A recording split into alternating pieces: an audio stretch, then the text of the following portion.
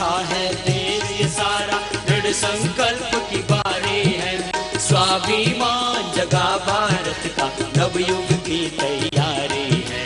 स्वाभिमान जगा भारत का, नवयुग की तैयारी है। भ्रष्टाचार को अब न सहेंगे, सदाचार की बारी है। भ्रष्टाचार को अब न सहेंगे, सदाचार की बारी है। स्वाभिमान जगा भारत का, नवयुग की तैयारी है। स्वाभिमान जगा भारत का, नवयुग की तैयारी है। जाग उठा है देश सारा, दृढ़ संकल्प की बारी है। स्वाभिमान जगा भारत का, नवयुग की तैयारी है। स्वाभिमान जगा भारत का, नवयुग की तैयारी है। उत्तर प्रदेश की भारत स्वाभिमान यात्रा में हमीरपुर का प्रातःकालीन योग विज्ञान शिविर ऐतिहासिक बन गया। प्रातःकालीन इस शिविर में लाखों लोगों ने योग शिक्षा ग्रहण की एवं राष्ट्र निर्माण के लिए संकल्प लिया। प्रातःकालीन ऐतिहासिक शिविर के उपरांत दोपहर में राष्ट्र नायक स्वामी रामदेव जी निकल पड़े पथ एवं जनसभाओं को संबोधित करने।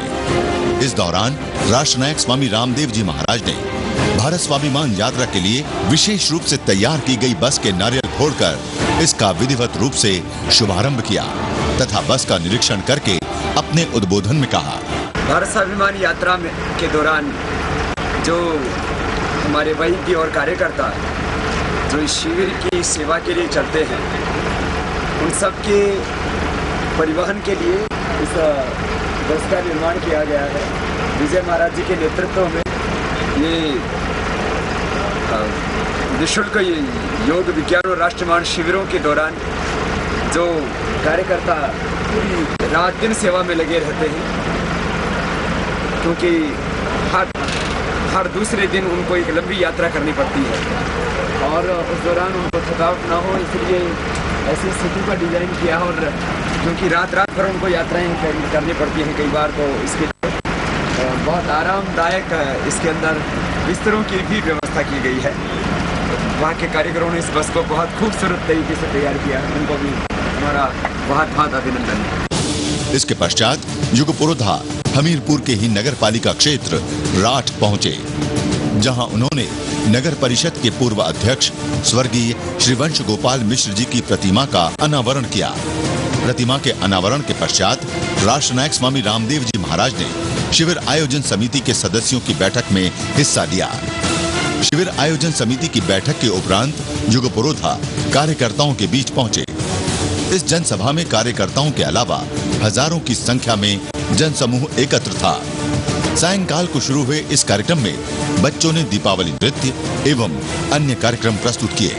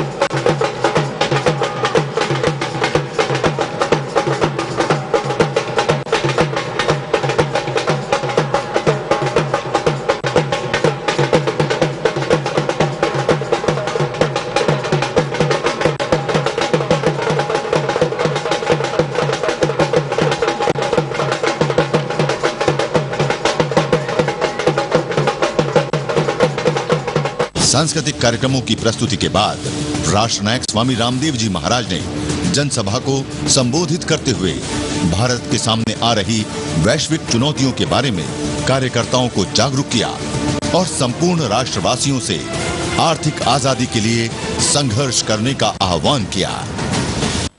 आज हम कहां खड़े हैं और पूरा विश्व किधर जा रहा है। आज पूरी दुनिया की तुलना में भारत आर्थिक दृष्टि से कहां खड़ा है, आध्यात्मिक दृष्टि से कहां खड़ा है। और यदि आज हमने इस परिवर्तन के साथ अपने आप को नहीं बदला तो कल हमारी स्थिति क्या होगी, इस बारे में भारत के हर एक नागरिक को सोचना चाहिए। हम जब दुनिया के ताकतवर देशों की बात सुनते हैं तब हमको लगता है कि हमारा देश भी ऐसा हो सकता है, लेकिन अपने देश के बारे में गंभीरता से नहीं सोचते। उसी का परिणाम है कि भारत की यह दयनीय अवस्था हुई है। किसी भी देश के बारे में जब मूल्यांकन किया जाता है कि कौन देश कितना ताकतवर है, कौन देश कितना कमजोर है, तो सबसे पहले उसकी अर्थव्यवस्था को देखा जाता है। अर्थव्यवस्था का आधार कृषि होता है, अर्थव्यवस्था का आधार वहां के उद्योग होते हैं और अर्थव्यवस्था का आधार वहां की सेवाएं होती हैं। एग्रीकल्चर, इंडस्ट्री, सर्विसेज, ये किसी भी देश की ताकत होती हैं, जिसको हम जीडीपी बोलते हैं, ग्रॉस डोमेस्टिक प्रोडक्ट, कुल राष्ट्रीय उत्पादन। वो भी इन मुख्य रूप से 3 चीजों के आधार पर ही उसका मूल्यांकन किया जाता है। तो आज कृषि के क्षेत्र में भारत की यह अवस्था है कि भारत आत्मनिर्भर नहीं है दाल पैदा करने में, भारत आत्मनिर्भर नहीं है चीनी के क्षेत्र में भी, भारत आत्मनिर्भर नहीं है दूध के क्षेत्र में भी, भारत आत्मनिर्भर नहीं है तेल के क्षेत्र में भी। हजारों करोड़ रुपए का तेल हमें बाहर के देशों से मंगाना पड़ता है। जब किसी देश से हम दूसरे देश से जब चीज को मंगाते हैं, कोई भी व्यापार करते हैं, तो मंगाने को क्या बोला जाता है? आयात। क्या बोला जाता है? और जब किसी देश को अपनी चीजें भेजते हैं, बेचते हैं, तो क्या बोला जाता है? निर्यात। तो हमें दुनिया के देशों से ऑयल, चाहे खाने का ऑयल है और ये जो गाड़ियों में जो हम पेट्रोल डीजल आदि यूज करते हैं, ये तो करीब 80% हमें बाहर से मंगाना पड़ता है। पेट्रोलियम प्रोडक्ट्स 80, कई बार तो 90% तक बाहर से मंगाना पड़ता है। और इससे देश का करीब 3 से 4 लाख करोड़ रुपए बाहर जाता है। यदि हमारे देश में ये ऑयल है, उसको निकालते नहीं, चोरों के हाथों में सौंप रखा उसको। कितना लाख बताया मैंने? 3 से 4 लाख करोड़। ये इतना बड़ा अमाउंट है जिसको सोच करके भी रूह कांप उठती। पहले हम खाने के तौर पर क्या खाते थे? घी खाते थे, दूध खाते थे, मूंगफली का तेल। अब हमें जो खाने का ऑयल है, खाने का तेल है, ये भी बाहर से मंगाना पड़ता है। और उसमें सबसे ज्यादा बेकार होता है पाम ऑयल। और उसका भी आजकल पाम ऑयल तो खाया नहीं जाता, इतना बेस्वाद होता है। तो उसको, उसके अंदर कुछ जो है मात्रा में दूसरे वेजिटेबल ऑयल मिला दिए जाते हैं और उसको ऐसा स्वरूप दे दिया गया है आजकल, उसको क्या बोलते हैं? उसको वनस्पति घी बोलते हैं। अच्छा बताओ, तेल का क्या बना दिया? घी। उसमें क्या डाल दिया? उसमें डाल दिया हाइड्रोजन। क्या डाल दिया? हाइड्रोजन डाल करके तेल के क्रिस्टल से बना दिए और उसके अंदर कुछ गंध डाल दी। उसके अंदर तेल होने चाहिए करीब 50% से भी ज्यादा मात्रा में, जबकि उसके अंदर 99% वही पाम ऑयल होता है। और ये स्वास्थ्य के लिए बहुत खतरनाक होता है। ये जाकर के हमारे शरीर में जमा हो जाता है, जिसका कारण होता है कि हमें बीपी होता है, शुगर होती है, हमें कैंसर होता है, हमें मोटापा होता है और दूसरी बीमारियां होती हैं। क्या आपको पता है हिमालय में जो सबसे ऊंचा पर्वत है और जो हमारे भारत की आन बान और स्वाभिमान है, हमारे शिव बाबा का वो पर्वत है, क्या बोलते हैं उसको? कैलाश मानसरोवर। ये कैलाश मानसरोवर चीन युद्ध से पहले भारत का हिस्सा हुआ करता था और चीन आज जिसको कब्जे में कर रखा है कैलाश मानसरोवर, ये भारत का स्वाभिमान था, भारत माता का माथा था। हमने भारत माता का माथा, हमने भारत माता का मुकुट वो चीन को दे दिया। और अभी यदि नहीं जगे तो अमरनाथ भी छीनने की तैयारी है। और यदि आज हम जागरूक नहीं हुए तो कल हमारे घर भी अपने नहीं रहेंगे, ये सरजमी पूरी तरह से छिन जाएगी। 7 लाख से ज्यादा लोगों ने अपनी कुर्बानी देकर के आजादी दिलाई। आज हम स्वतंत्र भारत में जीते हैं। ये आजादी ऐसे नहीं मिल गई। माना कि इसके लिए महात्मा गांधी ने अहिंसात्मक सत्य के आधार पर भी, सत्याग्रह के आधार पर भी आंदोलन चलाए, लेकिन यह आजादी के लिए लाखों लोगों ने खून बहाए। 7 लाख से ज्यादा लोगों ने अपने जीवन का सर्वोच्च बलिदान देकर के, अपनी शहादत, अपनी कुर्बानी देकर के आजादी दिलाई। इस आजादी को हमें बर्बादी में नहीं तब्दील होने देना है, गुलामी में नहीं बदलने देना है। इसके लिए भी आज आपको संकल्प लेकर के जाना। भारत के कायर, कमजोर और बुज़दिल नेताओं ने समझौता कर लिया माउंटबेटन के साथ, और वो सारे ट्रांसफर ऑफ पावर एग्रीमेंट के मैंने दस्तावेज आपको पूरे देश के सामने कई बार रखे हैं कि जैसे अंग्रेज भारत का शासन चलाते थे वैसे ही हम हिंदुस्तान का शासन चलाएंगे, मात्र चेहरे बदल जाएंगे, चरित्र हम अंग्रेजों जैसा ही रखेंगे। ये समझौता दुर्भाग्य से हमारे नेताओं ने कर लिया, जो हमारे लिए बहुत बड़े शर्म और अपमान की बात है। ये ताली बजाने की बात नहीं, जरा सुन। इसीलिए आज कोर्ट हमारे हैं, जज हमारे हैं, लेकिन कानून विदेशी है। स्कूल कॉलेज हमारे हैं, लेकिन शिक्षा पद्धति मेघालय की है। पुलिस हमारे हैं, लेकिन पुलिस एक्ट अंग्रेजों का बनाया हुआ है। जमीन हमारी है, जमींदार हमारे हैं, लेकिन लैंड एक्विजिशन एक्ट अंग्रेजों का बनाया हुआ है। आज हॉस्पिटल हमारे हैं, डॉक्टर हमारे हैं, लेकिन दवा विदेशी है। इसलिए स्वतंत्र भारत में जो अंग्रेजी तंत्र चल रहा है और उसके कारण से 99% लोगों के साथ अन्याय हो रहा है। पहले अंग्रेजों ने पुलिस देश के लोगों को सुरक्षा देने के लिए नहीं बनाई थी, पहले अंग्रेजों ने पुलिस क्रांतिकारियों को सताने के लिए बनाई थी, उनको मिटाने के लिए बनाई थी। इसीलिए अब इस पूरे पुलिस के चेहरे और चरित्र को और पुलिस एक्ट को बदलने की आवश्यकता है, जिससे कि देशभक्त लोगों को और आम गरीब लोगों को ना सता सके। इसलिए पुलिस एक्ट को पूरी तरह से हिंदुस्तान में बदलने की आवश्यकता है। आज हमारा निर्यात है मात्र लगभग 6 से 7 लाख करोड़ रुपए के बीच का, और चीन का निर्यात है 70 से 80 लाख करोड़ रुपए का। तो हमसे जो देश जितना निर्यात करेगा उसको विदेशी करेंसी उतना ही उसकी विदेशी पूंजी उसके पास में ज्यादा आएगी, और उतना ही वो ज्यादा ताकतवर होगा। तो चीन कितने का निर्यात कर रहा है, एक्सपोर्ट कर रहा है? 70 से 80 लाख करोड़ का, और भारत मात्र 6 से 7 लाख करोड़ का। तो हमसे कितना ज्यादा पावरफुल हुआ इंटरनेशनल ट्रेड में? कम से कम 10 गुना। तो चीन के साथ हम ठहर पाएंगे कल को? इसलिए हमें सोचना पड़ेगा। आज चीन अपने जितने भी वहां पर इंडस्ट्री, उद्योग, उनको सबको फ्री में बिजली उपलब्ध कराने के बारे में सोच रहा है। और हमारे यहां पर 1 यूनिट का कितना लगता है जी? शायद इंडस्ट्री के अंदर 7 रुपए या 8 रुपए लगता है इंडस्ट्री के अंदर। फिर उसने सारे इंफ्रास्ट्रक्चर गवर्नमेंट की तरफ से उपलब्ध कराते हैं, मात्र लेबर का पैसा लेता है। उसने अपने ह्यूमन रिसोर्स को बहुत स्ट्रांगली यूज किया है, अपनी मानवीय ताकत को, अपनी जनसंख्या को वो पूरी तरह से उपयोग कर रहा है। और हमारे बच्चों को रोजगार नहीं। लाखों नहीं करोड़ों एकड़ हेक्टेयर जमीन चीन खरीद रहा है। कहां? अफ्रीकन कंट्रीज में। अपने देश के नागरिकों को वहां पर भेजेगा खेती करने के लिए। भारत के पास में स्वर्णिम अवसर है। यहां पर जमींदारों को खेती करने के लिए जमीन नहीं है। यदि भारत में थोड़ी सी इच्छा शक्ति हो तो लाखों नहीं करोड़ों हेक्टेयर जमीन अफ्रीकन कंट्रीज में भेज सकता है और अपने देश के लोगों की गरीबी का समाधान कर सकता है। लेकिन भारत वालों को तो लूटने से फुर्सत नहीं है। इंटरनेशनल प्लानिंग कैसे बनाएंगे? इजराइल का एक बूंद भी जो आकाश से पड़ी वर्षात की बूंद, वो समुद्र में हमारे देश का 90 से 99% वर्षात का पानी कहां चला जाता है? समुद्र में। जल प्रबंधन की दृष्टि से हम बहुत पीछे हैं। और यदि जनसंख्या की बात की जाए तो 2,38,39,945 नए बच्चे हर साल पैदा हो जाते हैं। बच्चे पैदा हो गए तो फिर क्या चाहिए पैदा होने के बाद? बड़ा होने पर पढ़ाई, और बीमार होने पर दवाई, और पढ़ने के लिए के बाद कमाई के लिए क्या, रोजगार। तो हमारे पास में क्या हॉस्पिटल्स, क्या डॉक्टर्स इतने हैं कि जितने हिंदुस्तान के लोगों का इलाज करा सके?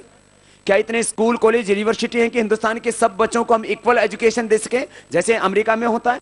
वहां गरीब हो या अमीर हो, ओबामा का बेटा हो या रेडी चलाने वाले का, ठेला चलाने वाले का, मजदूर, किसान, कारीगर का बेटा हो, दोनों सबके बच्चे एक ही जैसे स्कूल, कॉलेज, यूनिवर्सिटी में पढ़ते हैं। ऐसा हिंदुस्तान हमें बनाना कि एक ही जैसे सबके लिए स्कूल हो।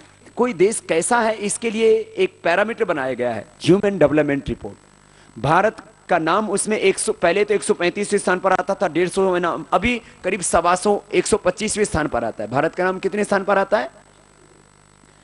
तो भारत पूरी दुनिया में ह्यूमन डेवलपमेंट रिपोर्ट में कहां नाम है उसका?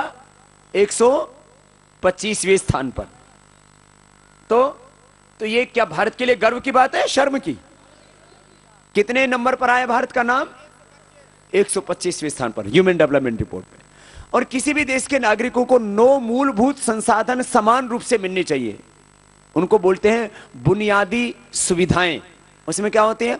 रोटी, कपड़ा, मकान, बिजली, पानी, सड़क, शिक्षा, स्वास्थ्य, सुरक्षा। भाई बहनों, जरा इसको गौर से सुनना। 64 वर्षों में हिंदुस्तान के शासक हिंदुस्तान के आम नागरिकों को रोटी का इंतजाम नहीं कर सके, कपड़े का इंतजाम नहीं कर सके, मकान तो है ही नहीं करोड़ों लोगों के सिर के ऊपर। शिक्षा, 50% से ज्यादा लोग अनपढ़ हैं। अच्छे पढ़े लिखे इस देश के अंदर 1% लोग हैं। थोड़ा हाईली एजुकेटेड, थोड़ा जिनको डिग्रियां मिल गई हैं, ऐसे करीब 10% लोग हैं। बाकी लोग तो हस्ताक्षर करना जानते हैं।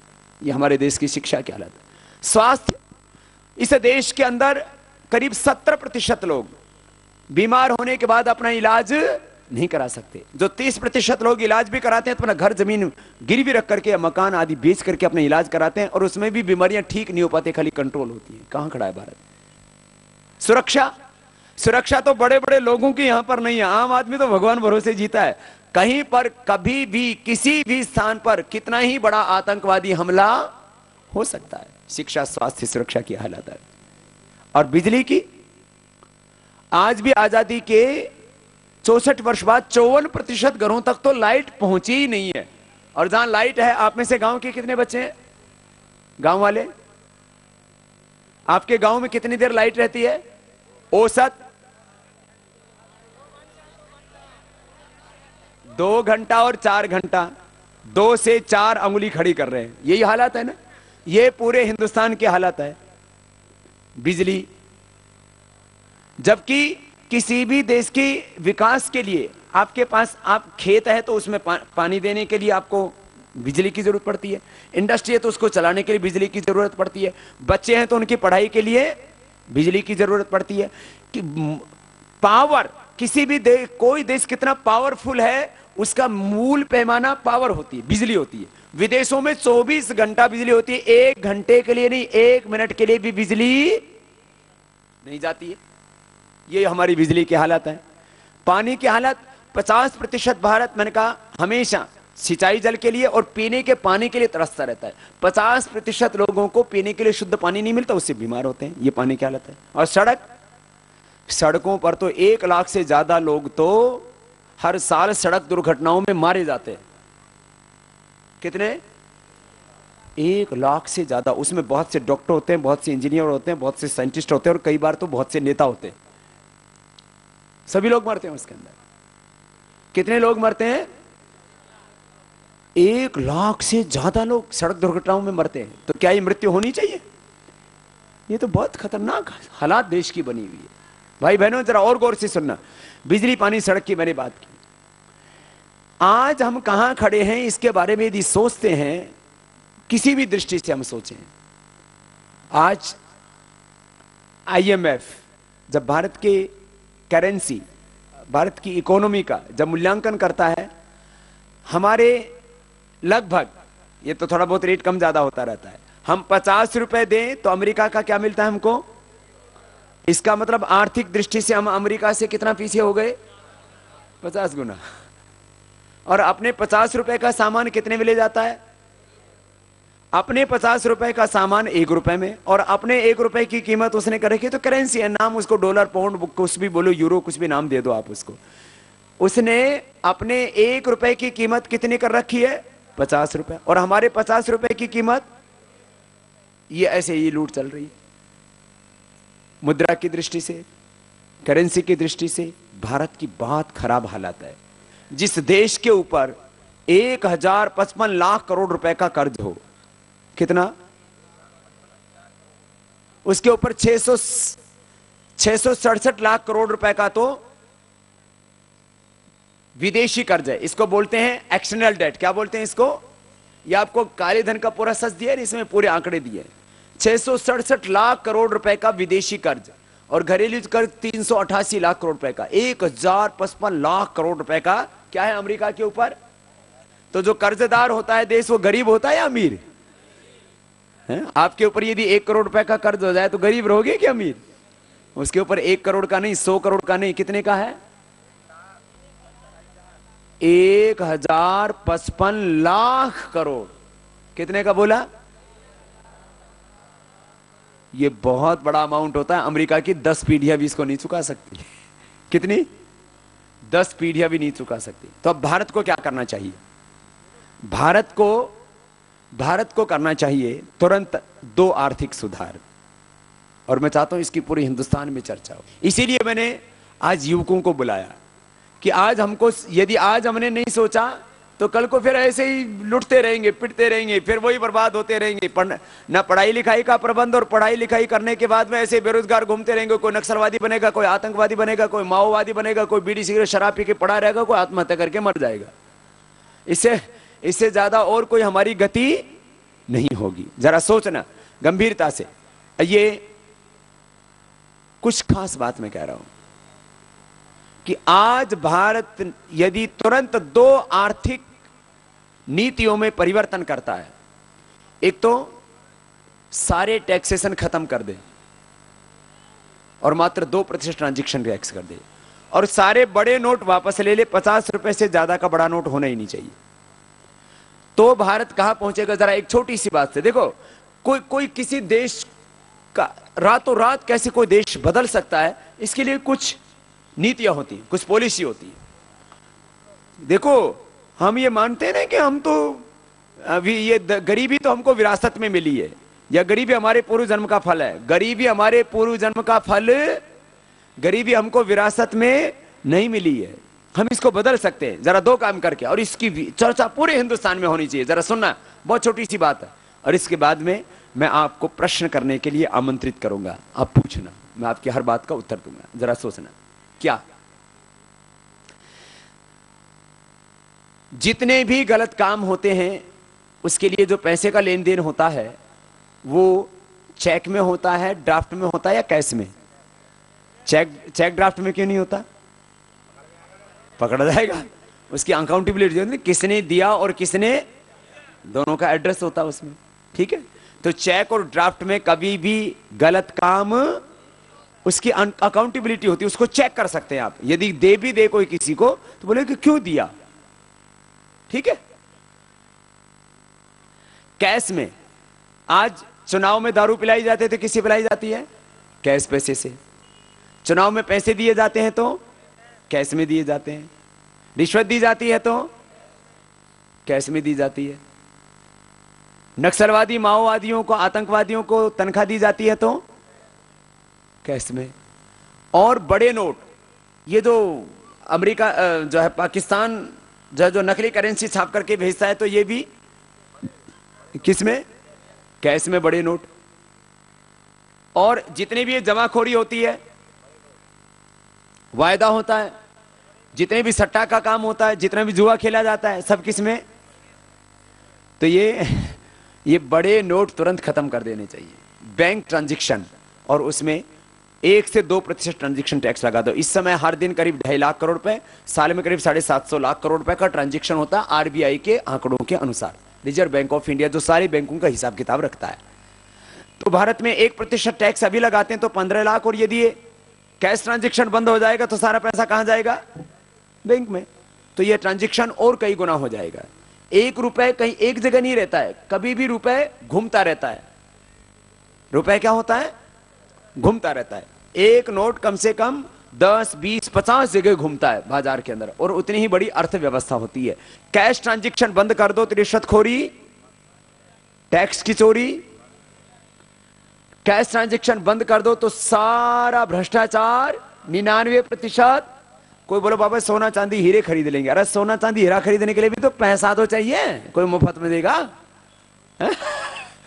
तो जो है जितना भी भ्रष्टाचार है 99% बंद हो जाएगा, काला बाजारी बंद हो जाएगी, काले धंधे बंद हो जाएंगे, गलत काम बंद हो जाएंगे, वोट खरीदना बंद हो जाएगा, शराब पिलाना बंद हो जाएगा, सारे उल्टे काम तो बंद हो गए, और नकली करेंसी बंद हो जाएगी, नक्सलवाद आतंकवाद देश में से खत्म हो जाएगा, खाली एक काम करने से। तो मैं आप सबसे पूछता हूं, ये बड़े नोट बंद होने चाहिए कि नहीं?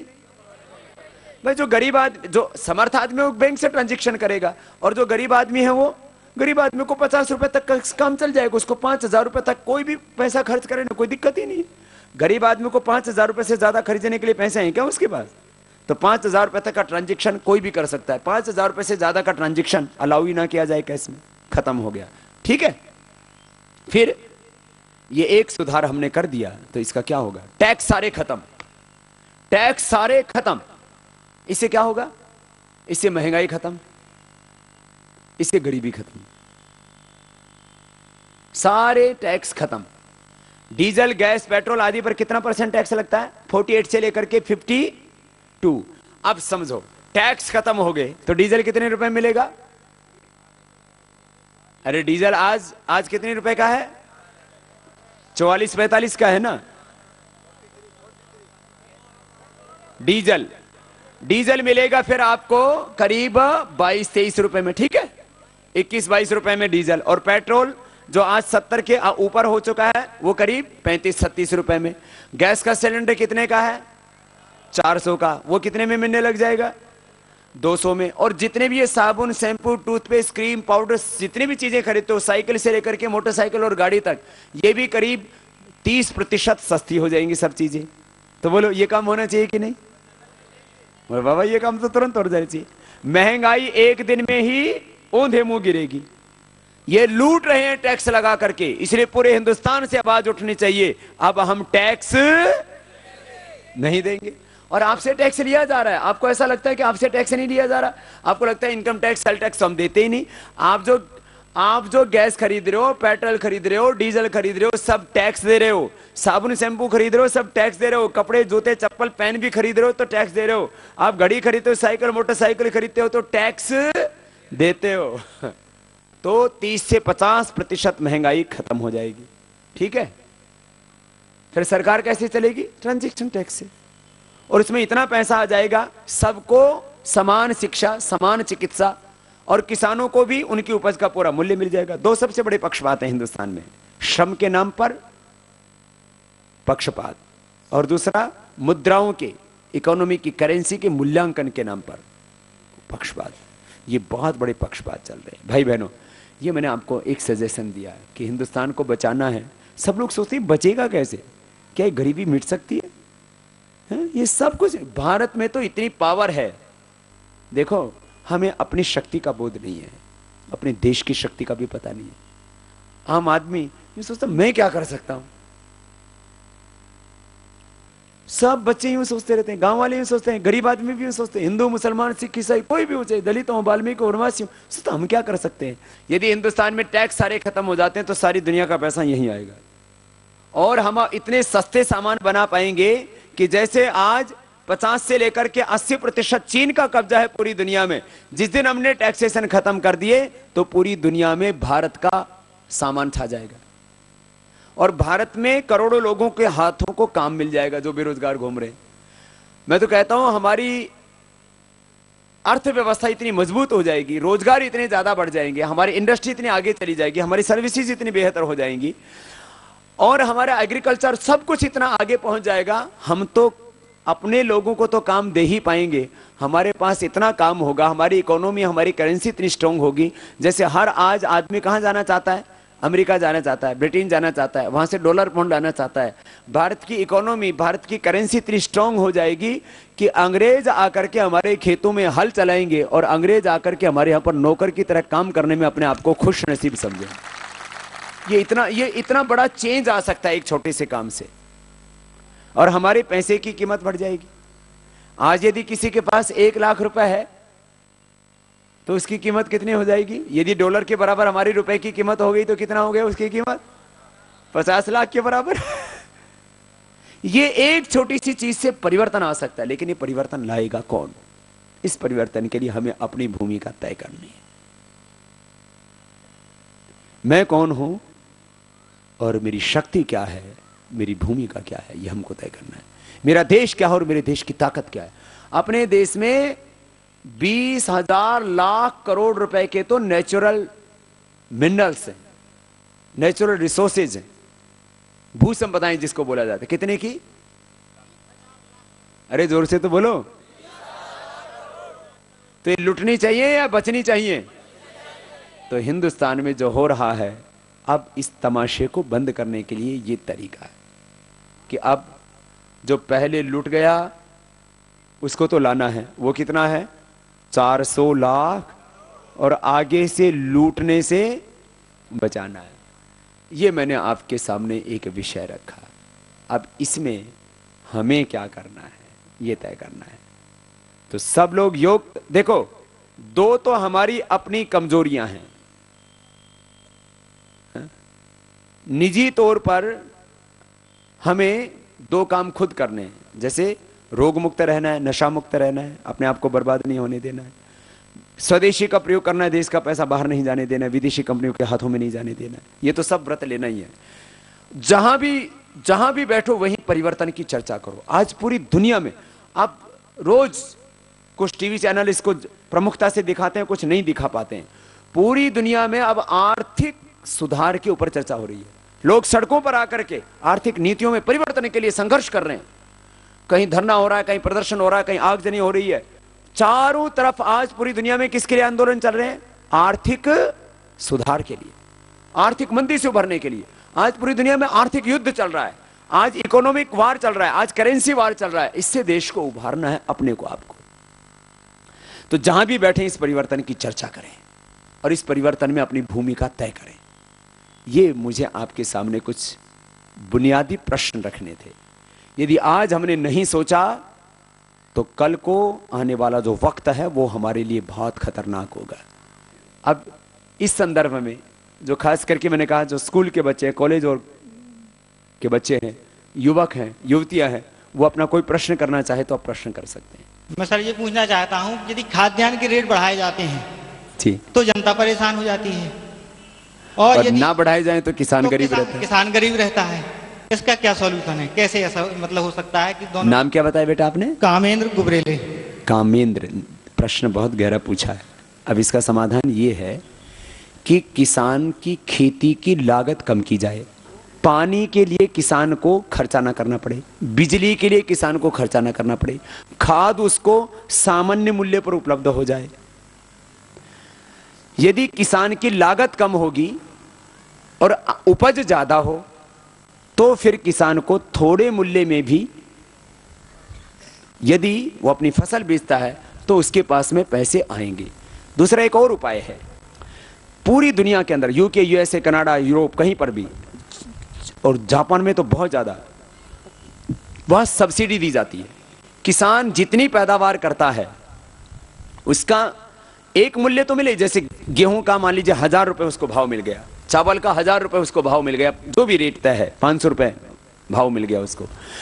जितना वो उपज करता है, उस उपज का जितनी वो पैदावार करता है उतना उसको सरकार की तरफ से पैसा मिलना चाहिए।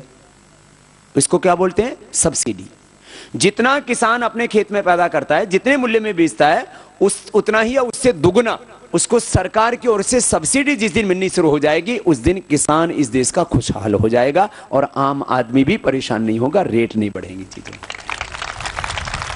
आप कहेंगे पैसा कहां से आएगा? ये हमने प्रस्ताव रखा राष्ट्रीय किसान आय आयोग के नाम से। बड़े नोट बंद करो, सारे टैक्स खत्म करो, ट्रांजिशन टैक्स लगाओ, आपके पास में 30 लाख करोड़ रुपए से ज्यादा आएगा पैसा। मैं आपको सच बताता हूं, ये सारा यदि हम सारे टैक्सेशन खत्म कर देते हैं, टैक्स हेवन के चक्कर में तो बाहर पैसा गया हुआ है। ये बहुत बड़ा मुद्दा है, ये तो मैं इसके बारे में थोड़ा संकेत किया है। इतना पैसा आ जाएगा, हम किसानों को 5 लाख करोड़ रुपए से ज्यादा की सब्सिडी हर साल दे सकेंगे, तो भी पैसे की कमी नहीं पड़ेगी। और हिंदुस्तान के गांव खुशहाल हो जाएंगे। तो ये तरीका है, महंगाई भी ना बढ़े और किसान भी ना मरे, किसान भी आत्महत्या। स्वामी जी, किसानों का जो है बिना डीएपी यूरिया खाद के कोई पैदावार इस समय यहाँ बुंदेलखंड में नहीं हो रही, और इसका रेट पहले से अब 2 गुना 4 गुना बढ़ गया। कितनी भी पैदावार हो, इसका क्या उपाय है? और गोबर की वो खाद तो कुछ होती नहीं है, गायों की पूरी उपेक्षा है यहाँ पर बुंदेलखंड में, इसके लिए क्या विकल्प है? देखिए, जितना डीएपी, यूरिया और दूसरे फर्टिलाइजर, पेस्टिसाइड, कीटनाशक हम प्रयोग करते जा रहे हैं, हमें इनका असर देर में पता लगता है, लेकिन उसी से ये बीपी, शुगर, कैंसर, मोटापा, अर्थराइटिस, आदमी की उम्र कम होना, ये डिजनरेशन, ये शुरू हो जाता है। तो हमें आज नहीं तो कल अपने खेत को और पेट को ठीक करना पड़ेगा। जो भी खेत में डालेंगे वो चीज़ क्या कहाँ आएगी? कोई भी खेत में डाली हुई चीज़ खेत अपने पास में नहीं रखता। खेत क्या बना देता? उसकी दाल, गेहूं, चावल, शाक सब्जी और दूध। दूध कैसे बनाता है खेत? चारा बनाता है। और चारा क्या खाती है? गाय भैंस। गाय भैंस क्या देती है? दूध। पशुधन आधारित कृषि व्यवस्था, इसको बोलते हैं ऑर्गेनिक फूड, ऑर्गेनिक खेती, ऑर्गेनिक एग्रीकल्चर। तो बायो फर्टिलाइजर और ऑर्गेनिक एग्रीकल्चर, इसके ऊपर हमें आना पड़ेगा, और उसके लिए मैंने कहा एक व्यापक नीति बनानी पड़ेगी। स्वामी जी प्रणाम। प्रणाम। मेरा नाम वेद प्रकाश आर्य जी, हमीरपुर आर्य समाज से हूँ मैं जी। स्वामी जी, मैं सिर्फ एक चीज पूछना चाहता हूँ आपसे, जितनी प्रॉब्लम्स हैं, जो भी समस्याएं हैं, उन समस्याओं को अगर एक व्यक्ति चाहे तो वो बदल सकता है, वो है भारत का प्रधानमंत्री या भारत की संसद। तो हम सिर्फ इतना जानना चाहते हैं स्वामी जी कि वो दिन कब आएगा जब आप हमें ये बताएंगे कि इस लोकसभा से ये कैंडिडेट चुनना है, इससे ये चुनना है, क्योंकि तभी चेंज हो पाएगा। बाकी सिर्फ बातें होती रहेंगी और उसका परिणाम निकलेगा नहीं। मैं चाहता हूँ हमारे पॉलिटिकल ऑप्शन आना चाहिए। विरोधी लोग विरोध करते रहेंगे, इससे कोई फर्क नहीं पड़ेगा, लेकिन जो सच्चे लोग हैं, देश के 99% लोग आपके साथ हैं, वो आपके कहने पे आप किसी को भी वोट दे सकते हैं। भारत माता की जय।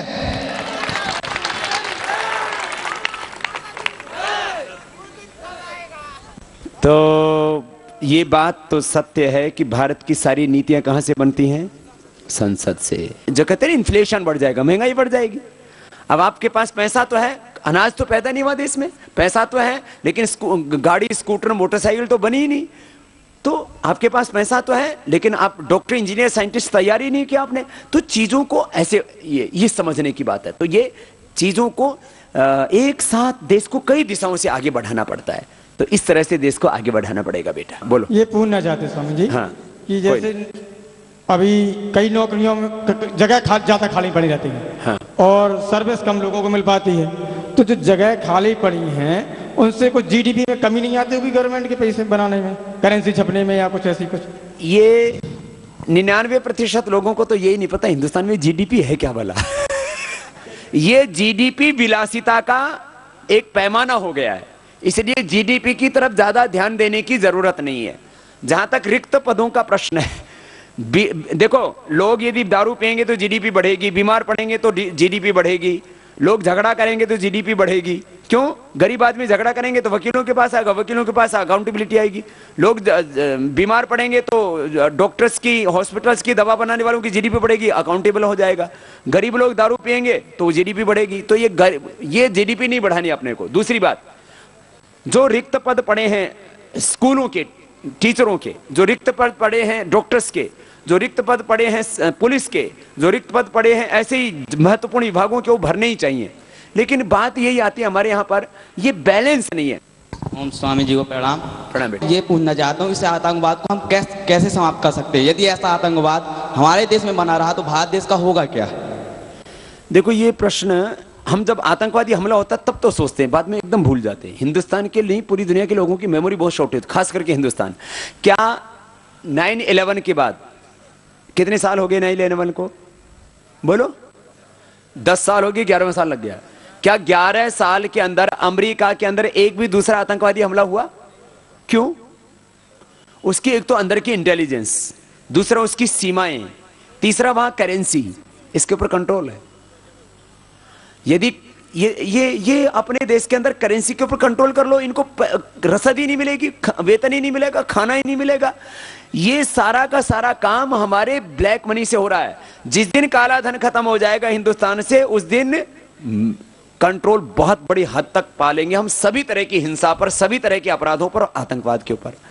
दूसरा, हमारे इंटरनेशनल सर्विलेंस लगने चाहिए, उससे काला धन भी पकड़ में आ सकता है, आतंकवाद भी। बाबा जी हो, मेरा नाम राजकुमार यादव। क्या नाम है? राजकुमार यादव। जी बेटा।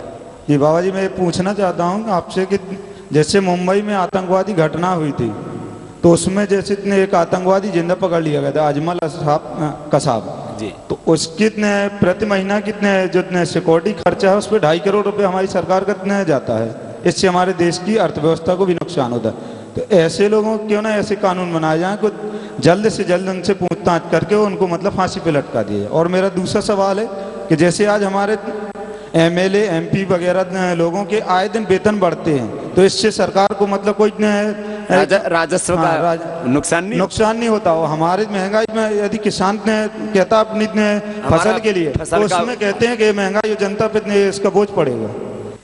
आदमी को चपरासी बनने के लिए भी थोड़ी पढ़ाई की जरूरत पड़ती है, टीचर बनने के लिए पढ़ाई की जरूरत पड़ती है, आपको MP बनने के लिए कोई क्वालिफिकेशन नहीं चाहिए। और वेतन कितना?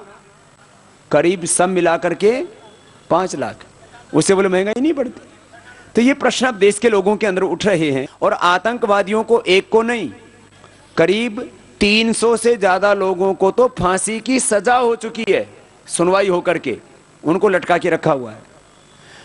जितने भी लोग हैं 1 महीने से ज्यादा, और कोई बहुत बड़ा केस हो तो 6 महीने से ज्यादा, और बहुत ही बड़ा हो कोई बहुत ही बड़ा, जो आतंकवादी है इनको तो 1 महीने से ज्यादा नहीं लगना चाहिए समय।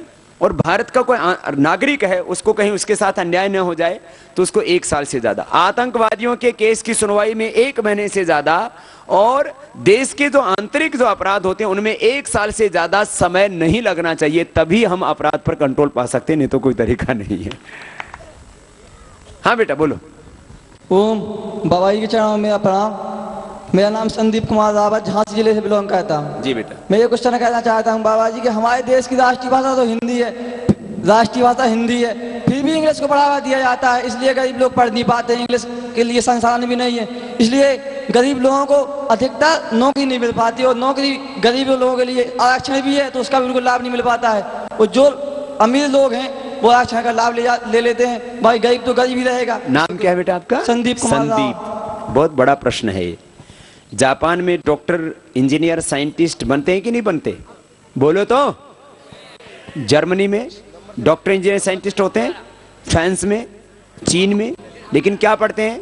जर्मनी वाले जर्मन, फ्रांस वाले फ्रेंच, चीन वाले चाइनीज। और जापान जैसी टेक्नोलॉजी और जापान जैसा जो है विकास किसी ने किया है दुनिया में? जापान का चपरासी से लेकर के और प्रधानमंत्री एक बार भी दुनिया में कभी भी अंग्रेजी में नहीं बोलता, एक शब्द भी। शिक्षा पद्धति में क्या करना पड़ेगा? भारतीय भाषाएं सारी, चाहे डॉक्टरी करे, इंजीनियरिंग करे, MBA करे, BCom करे, MSc करे, BTech करे, MTech करे, सारी भारतीय भाषाओं में भारतीय शिक्षा पद्धति होनी ही चाहिए, तो जाकर के गरीब के बच्चों को न्याय मिल सकता है। और ये होना ही चाहिए, करना ही पड़ेगा। बाबा जी मेरा नाम गगनदीप सिंह जी है। जी बेटा गगन। बाबा जी मैं ये जानना चाहता हूँ, जैसे कि चुनाव वगैरह होते हैं तो उनमें बेईमान लोग खड़े हो जाते हैं, अगर ईमानदार लोग खड़े हो तो उनको दबा दिया जाता है, ऐसा क्यों बाबा जी? ये बच्चों में अब प्रश्न उठने लगा, छोटे छोटे बच्चे भी अब इस बारे में चर्चा करने लगे हैं। इसका मतलब आने वाले समय में एक ऐसी व्यवस्था बन जाएगी, आप लोग लगे रहिए, निराश मत होइए, बस हिम्मत मत हारना। तो एक दिन आएगा जब विधानसभाओं और लोकसभाओं में एक भी गुंडा, लुच्चा, लफंगा, बदमाश, बेईमान, गद्दार, चोर नहीं पहुंच पाएगा। बस एक जज्बा और हौसला रखने की जरूरत है। स्वामी जी के चरणों में मेरा सत नमन। मेरा नाम अभिषेक महान है। मैं स्वामी जी से अभिषेक महान जी, मैं स्वामी जी से यह पूछना चाहता हूँ कि मतलब किसान के बारे में, कि जो किसानों के मतलब दालें होती हैं, अनाज पैदा होता है, इसके रेट जब हम मंडी स्थल में लाते हैं सस्ते होते हैं, लेकिन जब वही दाल पिस करके आती है तो उसके मतलब रेट दूने हो जाते हैं, और उसमें मिलावट भी होती है, ऐसा क्यों होता है? इस महान ने तो बड़ा महान प्रश्न पूछा है। देखो ये बेटा, इसको बोलते हैं प्रोसेसिंग फूड।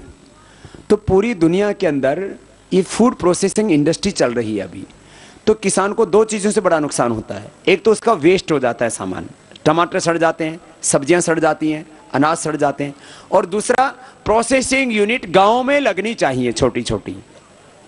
अब गेहूं मिलता है 10 रुपए और आटा मिलता है 20 रुपए। अब दाल जो है जो मंडी में बिकती है वो बिकती है 30-40 रुपए में, और बाजार में आते आते कितने में हो जाती है? 80 रुपए में। तो ये इसके लिए चाहिए ग्रामोद्योग, गांव के अंदर ही छोटे छोटी इंडस्ट्री लगनी चाहिए, और वो इसकी पैकेजिंग करें, वो इसका प्रोसेसिंग करें। तो प्रोसेसिंग इंडस्ट्री छोटे रूप में गांव में जाएगी, तो फिर ये जो प्रोसेसिंग का जो बड़ा जो है जो कमीशन, जो बड़ी दलाली, जो बड़े व्यापारी लोग खाते हैं, वो बंद हो जाएगी और किसानों को ज्यादा से ज्यादा उनकी कीमत मिल पाएगी। जी बाबा जी, मैं एक प्रश्न और पूछना चाहता हूँ आतंकवाद के बारे में। पूछ ले। जब ये आतंकवाद हमारे देश में होता है तो इसमें भारत देश के ही मतलब दोषी हैं कि कोई? जैसे एयरपोर्ट से जब अन्य देश के लोग आतंकवादी आते हैं तो उनकी चेकिंग की जाती है एयरपोर्ट पे, या जहाजों से आते हैं तो उन पे, लेकिन फिर भी यहाँ धमाके हो जाते हैं, तो क्या यहीं पे ही बम बनते हैं और धमाके कर दिए जाते हैं? ये बात पूछना तो ठीक कि बाहर से तो है। बेटा तुमने कभी फ्लाइट की यात्रा की है? हवाई जहाज की यात्रा तो की नहीं, क्योंकि हमने तो पूरी दुनिया की है, इसलिए पता है। हवाई जहाज में कोई बम नहीं आता है। सुन लो जरा, हवाई जहाज से कोई बम नहीं आता है। सीमाओं पर भी चारों तरफ क्या लगा रखी है? Border security force. उसको क्या बोलते हैं? BSF। इसका मतलब सीमाओं से भी आने की संभावना कम है। बाहर के देशों से जहाज से हथियार लाना संभव है। एक काम होता है, ये शिपिंग वाला काम होता है ना, वहां अधिकारी मिल जाते हैं कई बार, वो जहाजों में हथियार आ जाते हैं कई बार, और ये मुंबई में हुआ है।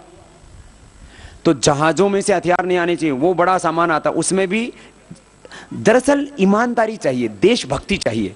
देशभक्ति की बात करने वालों को यहां अपराधी समझा जाता है। तो ये दरअसल हमारे ईमानदारी, देशभक्ति और नीतियों में पारदर्शिता ये नहीं है, और देश के अंदर बहुत गड़बड़ियां हैं। ओम स्वामी जी प्रणाम। मेरा नाम विपिन कुमार चतुर्वेदी है। मैं BSc फाइनल का छात्र हूँ। जी बेटा। मेरा प्रश्न ये है सर कि गवर्नमेंट ने तो एक तरफ जो है आबकारी विभाग बना रखा है और दूसरी तरफ मद्यपान निषेध विभाग। तो गवर्नमेंट की क्या नीति है कि वो एक तरफ तो शराब पिला करके टैक्स लेना चाहती है, दूसरी तरफ उसको बंद भी करना चाहती है? इस पर क्या कहेंगे सर? ये बेटा एक तर्क ये देते हैं कि हमने यदि ठेके नहीं खोले तो लोग अवैध शराब पिएंगे। इस देश में अवैध धन 400 लाख करोड़ रुपए, उसके ऊपर कार्रवाई नहीं है। ये अवैध धन है 400 लाख करोड़, उसके ऊपर कार्रवाई नहीं। अवैध शराब पिएंगे इसलिए हम टैक्स लगाते हैं। कोई भी माँ बाप अपने बच्चों को शराब पिलाना चाहेगा तो सरकार का कर्तव्य किसकी तरह होता है?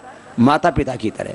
तो सरकार को प्रयास ये करना चाहिए, मूलभूत शिक्षा में सुधार करना चाहिए कि ऐसे संस्कार दे दिए जाएं कि जैसे आज यदि सारी दुनिया का साम्राज्य मिले और मुझे कोई एक बूंद शराब पीने के लिए कहे तो मेरे मुंह में उस शराब की बूंद नहीं जा सकती। ऐसे ही संस्कार देश के बच्चों के होने चाहिए। मैं भी तो उन्हीं में से हूं। तो सरकार को सबसे पहले क्या करना चाहिए? शिक्षा में सुधार, संस्कार, आध्यात्मिकता। तो ये परिवर्तन समाज का नीचे से होना चाहिए। तो शराब पिएंगे ही नहीं लोग, आबकारी मंत्रालय भी नहीं बनेगा और शराब निषेध मंत्रालय भी नहीं बनेगा, तो ये दोनों ही बंद हो जाएंगे। संस्कारों की जरूरत है। मेरा नाम प्रवीण कुमार सोनी है। जी बेटा। मेरा विषय बेरोजगारी है, क्योंकि भारत में 70 से 80% जनता गरीब है। यदि हर घर से एक सदस्य सरकारी नौकरी में निकल जाए तो कुछ बेरोजगारी बहुत कम हो जाएगी। तो सरकार को ऐसा कौन सा नियम निकालना चाहिए कि हर घर से एक सदस्य सरकारी नौकरी में निकल जाए? देखो बेटे ने प्रश्न तो वाजिब किया, लेकिन अभी बच्चों में समझ इसको और बढ़ानी पड़ेगी। देखो हमारे देश में हमें बढ़ाना पड़ेगा बेटा। 3 जगह होती है नौकरी की, इंडस्ट्री, सर्विसेज एंड एग्रीकल्चर। 3 बताए थे ना मैंने। तो हमें एक तो कृषि को उद्योग के दर्जे पर लाना पड़ेगा और खेती करने को हमें अच्छा काम मानना पड़ेगा। ऐसा नहीं कि खेती सबसे घटिया काम है। दूसरा इंडस्ट्री, और तीसरा सर्विसेज, सरकारी नौकरियां, प्राइवेट नौकरियां। तो तीनों को समान रूप से आगे बढ़ाएंगे तब जाकर के चीज आगे बढ़ेगी। बाबा जी प्रणाम। प्रणाम बेटा। मेरा नाम अंकित सिंह राजपूत है। मेरा कहना यह है कि मीडिया को बहुत ही ईमानदारी से अपना काम करना चाहिए। जब कोई सरकार भ्रष्टाचार करती है तो उसको तत्काल तो उठाया जाता है, पर जब वो चुनाव का टाइम आता है तो उसको वो मामले दबा के रख दिए जाते हैं और उसी सरकार को फिर से उठाने की कोशिश की जाती है। तो मीडिया को ये काम करना चाहिए कि कम से कम जब इलेक्शन का टाइम आता है लोकसभा विधानसभा का, तब काले चेहरे सामने तो आने चाहिए कि इनकी असलियत क्या है। और विधानसभा लोकसभा चुनाव के लिए मैं ये भी कहना चाहूँगा कि लोग जातिवाद में बढ़ जाते हैं। गरीबों को अनाज दे दिया, पैसे दे दिए और उन्होंने चुनाव जीत लिया। तो जनता को इतना जागरूक हो जाना चाहिए, इतना तो समझदार होना चाहिए कि पैसे भी लीजिए, जो पैसे दे रहे हैं पैसे लो, पर वोट ईमानदार व्यक्ति की हो जाके दो। उनसे बोलो कि हाँ हमने आप ही को वोट दिया, ताकि उनकी हालत इतनी कंगाल हो जाए कि आगे वो विधानसभा लोकसभा में खड़े ही ना हो पाए। बेटे ने अच्छा सजेशन दिया कि पैसे भी ले लो, दारू मत पीना।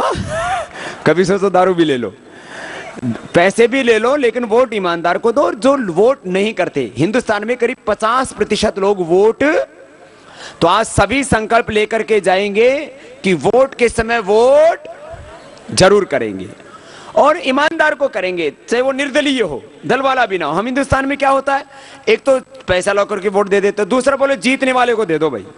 ये पर कुछ चीजें खत्म करनी पड़ेंगी। चलिए अब मुझे आपसे अंतिम कुछ बात कहनी है।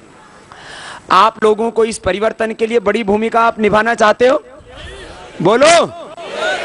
ठीक बात है, इसलिए आप इतनी श्रद्धा से, इतने विश्वास से बैठे हुए हैं और इसमें करीब 80% जवान हैं। एक बार मैं आपके इस हौसले के लिए, आपके इस साहस के लिए और राष्ट्र निर्माण के लिए आपके भीतर जो जज्बा है उसके लिए एक बार सबकी ओर से आपका अभिनंदन करता हूं। बुजुर्ग हमारे थोड़े से हैं, ज्यादातर जवान हैं। इसका मतलब अब नया हिंदुस्तान सोचने लगा है हिंदुस्तान के बारे में, और जब हम सोचेंगे तो नया हिंदुस्तान जरूर बनेगा। तो आपसे मेरा ये अंतिम आह्वान होगा, सब सुबह सुबह तो योगाभ्यास, प्राणायाम, ध्यान, एक्सरसाइज करो। अपने आप को रोग से बचाओ, नशे से बचाओ, विदेशी कंपनियों के षड्यंत्र से अपने आप को मुक्त बनाओ और वैचारिक दरिद्रता, आत्मग्लानि अपने भीतर कभी नहीं आने देना। दूसरा, जहां भी बैठो वहीं इस परिवर्तन की चर्चा करना। एक सक्रिय कार्यकर्ता के रूप में, एक पूर्णकालिक कार्यकर्ता के रूप में, जो घर पे रह करके पूरा समय इस परिवर्तन के लिए देना चाहते हैं वो, और जो पूरा जीवन इस परिवर्तन के लिए देना चाहते हैं। सुबह मैंने उनसे आह्वान किया था, वो कितने लोग हैं जरा हाथ खड़े करना, जो सुबह आए थे, कि जो पूरा जीवन देना चाहते हैं, हा? मेरे साथ जाना चाहते हैं। उनकी जिम्मेदारी मैंने ली थी सुबह। हा? ये सुबह नाम लिखवाया था ना सबने, एक बार इनका भी अभिनंदन कीजिए। बोले बाबा जी संग ले चलो। तो अभी आप लोगों का जो एक सक्रिय कार्यकर्ता के रूप में, पूर्णकालिक कार्यकर्ता के रूप में, और मैंने कहा सेवाव्रती, जो मेरी तरह से सन्यासी बनकर के पूरा जीवन देश के लिए, भगवान के लिए, सत्य के लिए जीना चाहते हैं, वो लोग जो नाम नहीं लिखाया हो और लिखवा देना, फिर आपसे और मुलाकात करेंगे। कुछ चंद लोग हैं जो देश को लूट रहे हैं। लूटने वाले कितने लोग हैं? चंद लोग, अंगुलियों पर गिन लो। कुछ चंद लोग देश को बचाने के लिए खड़े हो जाएंगे तो हिंदुस्तान का कुछ नहीं बिगड़ पाएगा। बोले भारत माता की वंदे